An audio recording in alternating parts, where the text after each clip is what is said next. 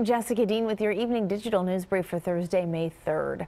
Last week, Philly rapper Meek Mill got out of state prison, and now he's shining a spotlight on criminal justice reform.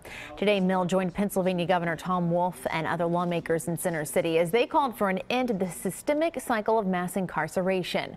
Mill drew on his personal experience in hopes of bringing about change. A probation violation landed him a 2 to 4 month prison sentence, which some criticized as too harsh. The rapper spent nearly 6 months behind bars before the state Supreme Court ordered his release. A fight between workers at Philadelphia International Airport leads to a deadly stabbing.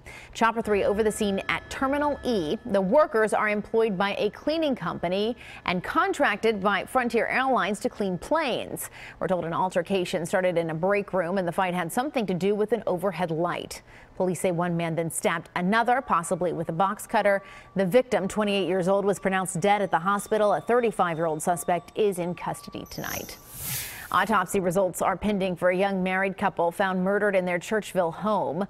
Authorities say 28-year-old Tyler Roy and his 27-year-old wife Christina were shot and stabbed multiple times. Their bodies were discovered on Tuesday morning. A day later, investigators found the couple's suspected killer dead in Kensington.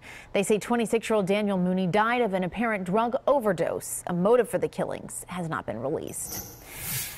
Meantime, Bill Cosby's wife is calling for a criminal investigation of the prosecutor behind his indecent assault conviction. Camille Cosby says the case was, quote, mob justice, not real justice. The wife of the 80-year-old comedian commented on the case for the first time today, and she issued a statement calling the case a tragedy that must be undone. She also called Cosby's accusers, quote, lynch mobs.